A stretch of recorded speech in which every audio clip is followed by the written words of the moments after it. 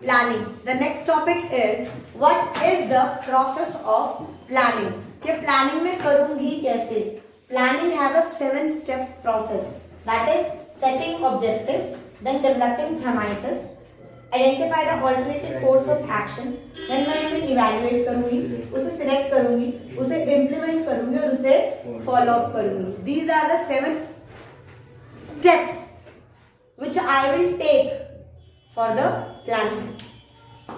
अगर मैं प्लान करना चाहती हूँ, कोई भी एग्जाम्पल लेते हैं। I am manufacturing of a dupattas, मैं दुपट्टास मैन्युफैक्चर करती हूँ। I have to set the objective.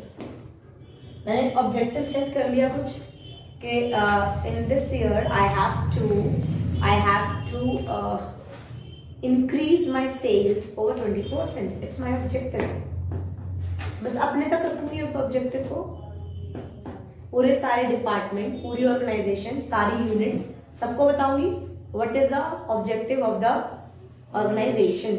Objective का मतलब क्या होता है? Specify what the organisation want to achieve. मैं बताऊंगी कि भाई ऑर्गेनाइजेशन को क्या अचीव करना है and I will going give direction to all कि तुम सबको इस ऑब्जेक्टिव को क्यों अचीव करना है। तेरा ये काम है, तेरा ये काम है, तेरा ये काम है, तेरा ये काम है, तेरा ये काम है। I will set the objective.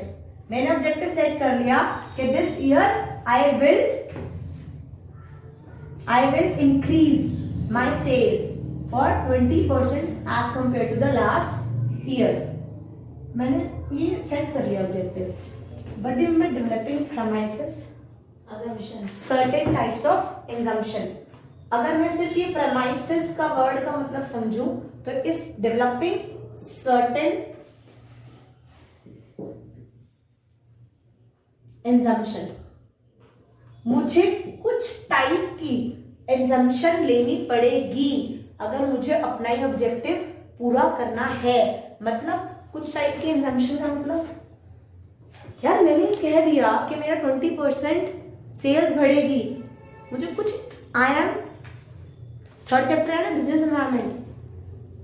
हम बिजनेस किस एक एनवायरनमेंट में वर्क कर रही है which is unpredictable, socially, politically, technologically.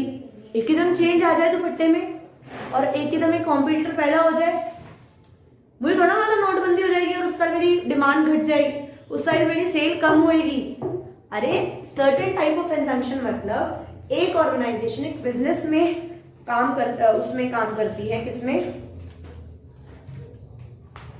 Environment में काम करती है। वो एनवायरनमेंट हम प्लान कर रहे हैं फ्यूचर के लिए। फ्यूचर अनसर्टेन है, हमें नहीं पता फ्यूचर में क्या होएगा क्या नहीं होएगा, तो हमें कुछ प्रेमाइसेस, कुछ बेस लेके चलना पड़ता है कि अगर ये हालात रहे तो ये ऑब्जेक्टिव पूरा हो जाएगा।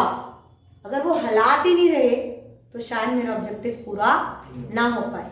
Developing premises means the organisation has to take some certain assumption as planning is all about future and future is uncertain. तो मुझे कुछ एज्यूम करके चलना पड़ेगा कि ऐसा सब कुछ होगा। समझ आया? पक्का 2 स्टेप्स समझ आए। पहला है setting objectives. I am reading out from the notes. Every organization operates to achieve certain objectives. Objectives specify what the organization wants to achieve.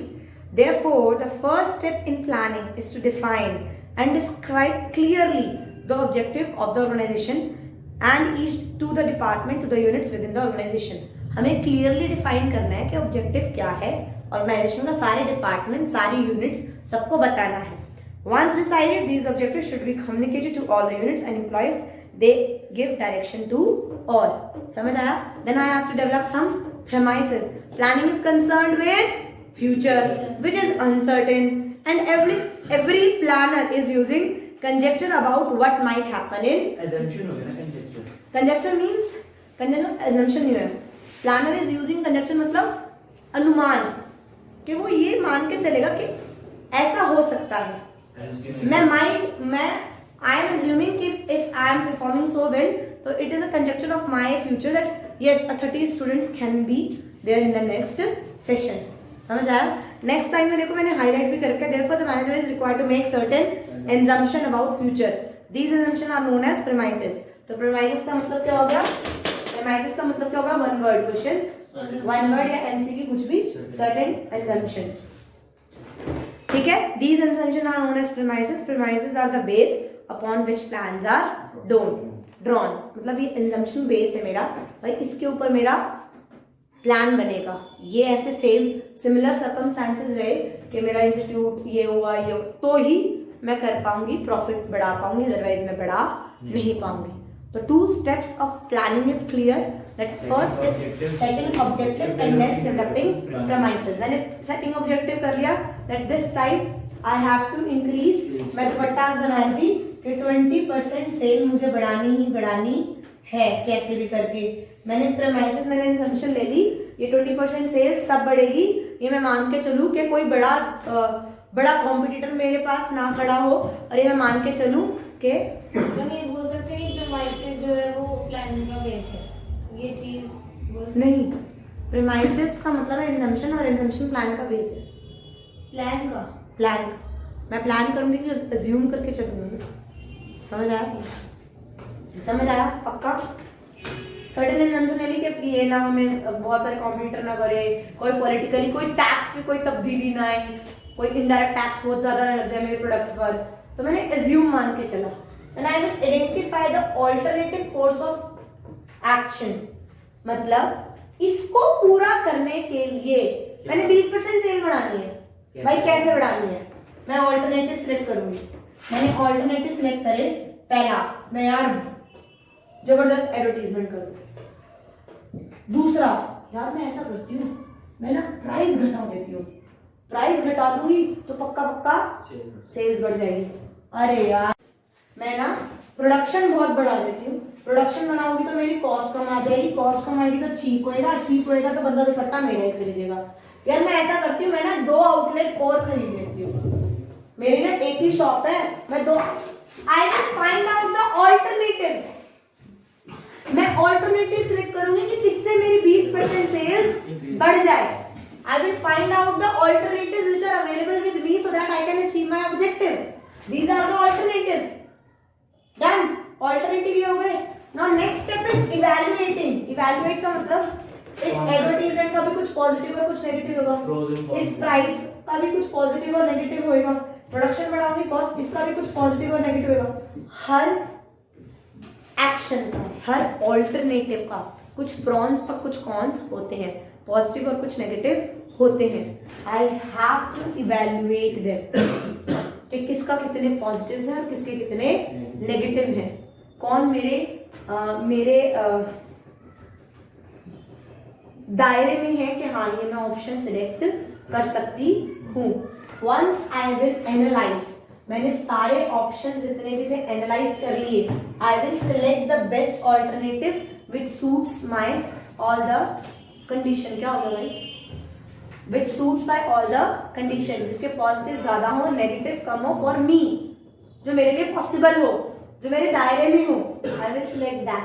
Select करने के बाद मैंने सिलेक्ट कर दिया, ओके, मैंने सिलेक्ट करा 2 आउटलेट और खरीदूंगी. मैंने सिलेक्ट कर लिया. इम्प्लीमेंट करूंगी मतलब अब उस प्लान जो ऑल्टरनेटिव मैंने सिलेक्ट करा है उसको मैं इम्प्लीमेंट कर दूंगी. एक्चुअली मैं 2 खरीदूंगी. मान लो मैंने करा एडवर्टीजमेंट करूंगी, मैंने ये सेट करा तो इम्प्लीमेंट कर दूंगी. न्यूज़पेपर्स में पैम्फलेट्स छपाऊंगी, मतलब उसे क्या करूंगी, उस प्लान जो सिलेक्ट करा है उसे क्या कर दूंगी, इम्प्लीमेंट कर दूंगी, अप्लाई कर दूंगी एक्चुअल में. और फॉलो अप का मतलब क्या होता है? What is mean follow up? कि एक्चुअली में जो मैंने इम्प्लीमेंट किया है क्या वो परफॉर्म करा भी जा रहा है या नहीं करा जा रहा. डन भाई, समझ आया? पहले मैंने ऑब्जेक्टिव सेट करा, फिर मैंने कुछ प्रीमाइसेस सेट कर दिए, कुछ assumption ले ली, फिर मैंने बहुत सारे ऑल्टरनेटिव सेट करे कि ये जो ऑब्जेक्टिव सेट करा है ये कैसे पूरा होएगा.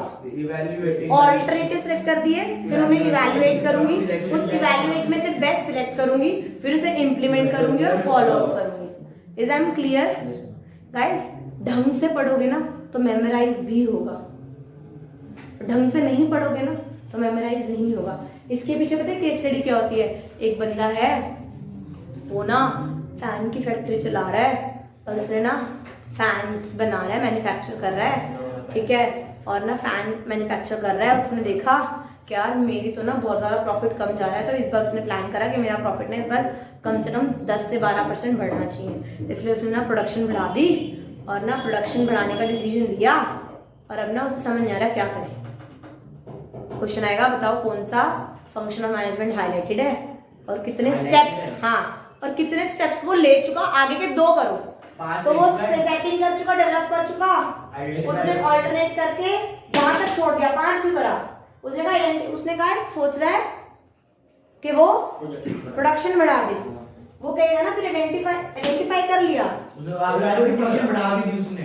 वो जो भी लैंग्वेज लिखी होगी तो देखेंगे भाई, इवैल्यूएट करेगा, नहीं इवैल्यूएट कर चुका तभी तो सिलेक्शन पे आया ना। एग्जांपल दे रही हूँ, फिर वो सेट करेगा, इम्प्लीमेंट करेगा, फॉलो अप करेगा। भाई कुछ स्टेप्स दे दिए, कुछ बताने हैं, या ये बताओ कौन से स्टेप्स उसने वो करे, तो वो स्टेप आगे के भी पीछे के पूछ लिए। समझ आया? ऐसे क्या आती है केस स्टडी, और वो केस स्टडी तभी समझ आएगी जब तुम्हारे जहन में पूरे 7 स्टेप्स अच्छे से होंगे। प्लानिंग में वर्क थोड़ी ना होता है, आपने बताया जो directing with the heart of management उसमें सारे वर्क होते हैं, तो इम्प्लीमेंटेशन में तो आपने वो कर ही दी है, एडवर्टाइजमेंट वगैरह, वो मतलब जहन क्या होता है? दिमाग चुप रहा, मैं इम्प्लीमेंटेशन तो उसने कर दिया ना वो चीज, तो आगे के स्टेप प्लानिंग का प्रोसेस है, मैंने प्लानिंग ये भी मेरा ऑन पेपर हो रहा है, ये भी मेरा ऑन पेपर हो रहा है। मैंने ऑप्शन से बैठ के मीटिंग में 4-10 बंदों ने 3 दिन में निकाले, ठीक है, और इवैल्यूएट भी करा, फिर मैंने स्केच कर दिया। इम्प्लीमेंट का मतलब मैं अब और मेरे डिपार्टमेंट्स होंगे उनको बता दूंगी एडवर्टाइजमेंट के लिए ना, तो ऐसा कर, तू पैम्पलेट छपा ले, न्यूज़पेपर में दे, कर दिया ना, फिर फॉलो अप करूंगी, बोलना तुम कर भी रहे हो या नहीं कर रहे। प्लानिंग का मतलब ये कि पूरा स्टेप्स, ये 7 स्टेप्स प्लान किया, समझ आया? पक्का? What do you mean by planning? Is I am clear? What are the features of planning? I am clear. What are the steps of planning? Is I am clear? Guys एक बार अपनी इसमें notes में वो पढ़ लो, language पढ़ लो, language 7 steps